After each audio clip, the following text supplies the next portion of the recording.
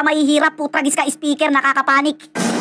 500 billion, tinalo pa yung budget nung pandemic. Nung pandemic, 240 billion. Nung bagyong Yolanda, 167 billion. Tapos yung kay Romualdez, 500 billion. Tapos sasabihin nyo, Martin for President, isipin nyo yun. Budget nung pandemic, tinalo mo. Budget nung Yolanda, tinalo mo. Lahat ng budget nung trahedya, tinalo mo. Kaya bantayan nyo sa 2028, baka sa Switzerland to tumakbo. Sa lahat ng tulong, yung tulong mo yung nakakakilabot. Yung politikong gumagamit ng mahihirap, nakakatakot. Tapos yung mga tanga mong fans, oo lang ng oo, ginagawa mong robot. Kayo yung mga politikong tumutulong pero mas marami yung hakot. Ang strategy nyo, gagamit ng mahirap. Pupunta ng palengke, magpapanggap. Sa lahat ng tulong, yung tulong mo yung hindi ko matanggap. Kung talagang wala kang ginagawang masama, pakapkap. Ano yung logic dito? Pag yung politiko kumuha ng pera, kanino ka magsusumbong? Sa bubble gang kay bonggam-bonggam-bongbong? Wala palilikasin, lahat tutumbukin dito sa Sumbong-Sumbong kay bonggam-bonggam-bongbong. Ano, diyan ka magsusumbong? Gunggong! Biruin mo yung kawawang matanda na mitas lang ng mangga na kulong. Eh yung politiko pag kumuha ng pera, madalang pa sa patak ng ulan yung nakukulong. Kung may makukulong, lalaya din. Pag naupo yung kapartido nila, ilalabas din. Ultimo mga dating NPA palalayain. Back to zero na naman tayo, tang inumin. Bakit daw tayo natatakot sa peace talk, sabi pa neto? Tayo pa daw natatakot, sira ulo ba to? Bakit kami matatakot? Hindi naman yan kumakain ng tao. Nangunguha ng bata, oo. Yung mga demonyo, binabakbakan namin kayo, binibaby nyo. Ikukulong tapos papalayain nyo. Nangangasar ba kayo? Maghanap kayo ng tangang lolokohin nyo. Pasensya na, hindi kami nakikipagkasundo sa demonyo. Yung tulong, tandaan nyo, dalawang klase. May tulong na paimbabaw, puro papoge. At yung totoong tulong, hindi sinasabi. Tapos 500 billion, ayuda? Walang pandemic, sus Mariosip, grabe. Yan yung ayudang first time talaga, super duper extraordinary. Sa sobrang laki ng budget, tataba talaga yung dating chubby. Sa sobrang bait mo, pwede ka na sa libingan ng mga bayani. Yung tipong kumuha ka ng maleta sa airport, tapos ikaw pa yung bayani. Yung mga Pilipino, ginagawa mong tamad. Yung tipong hihilata na lang sa banig, tapos magkakamot ng bayag. Imbis na bigyan mo ng pamingwet, bibigyan mo ng isdang binilad. Trabaho ang ibigay mo para lalong magsipag. Kasi pinapalabas mo, tutulong ka sa tao. Ang lumalabas kami patutulong sa'yo. Pera ng tao yan, baka kala mo. Ayuda, sa laki ng budget, abono pa kami, loko. Speaker, saan ka punta?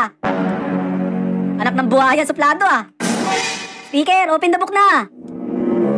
Ang tambok-tambok ah.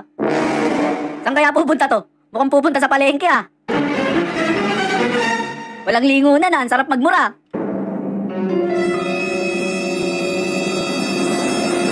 Lang yung buhay talaga to.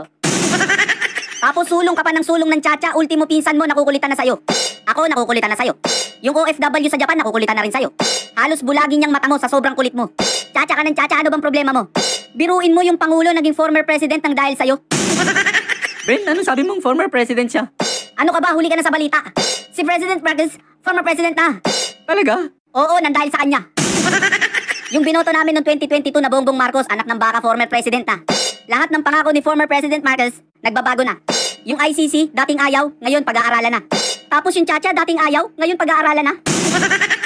Sumulat ang ICC prosecutor na si Karim Khan at nagre-request na siya at ang kanyang team ay pumunta dito sa Pilipinas para simulan ang preliminary investigation sa di umano'y mga krimen laban sa sangkatauhan na may kinalaman sa war on drugs ni President Duterte.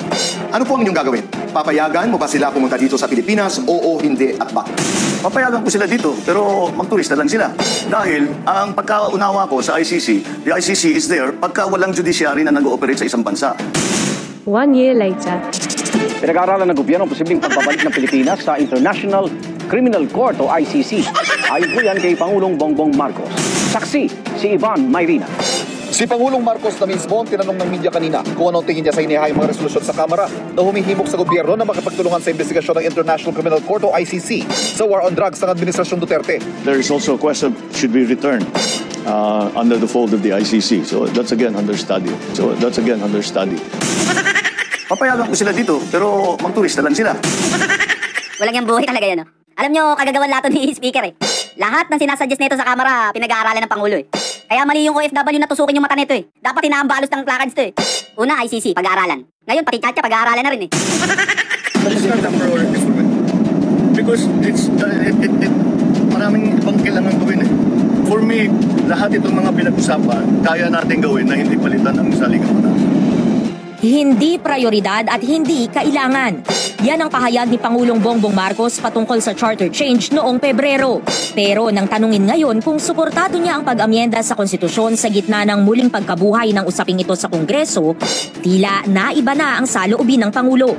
Well, we're just beginning to study what we are looking at here is the opportunity cost of those who would like to invest here but somehow the laws that derive from the Constitution when it comes to the economic provisions do not allow them to.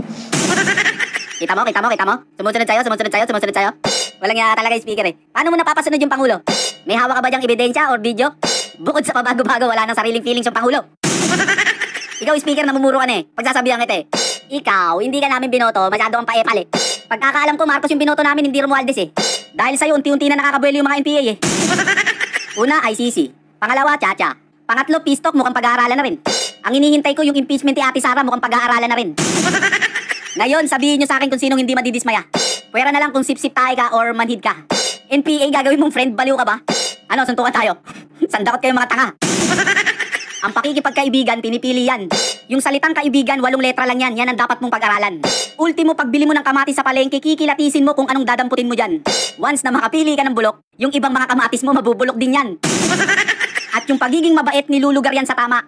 Mismong kamag-anak mo, kaya kang traidorin, kaibigan pa kaya. Kung mamumuno ka sa bansa, hindi puro bait, kailangan may tapang ka. Bait-bait, kaya hindi natatakot yung masasama. Higit sa lahat, huwag kang pabago-bago ng sinasabi. Magpakatotoo ka, hindi yung nalilito kami. Ang tawag doon, 2 dila, double blade ang labi. Yung tipong laban ngayon, tapos bukas bawi. Nagbago sila, may bago ng kulay.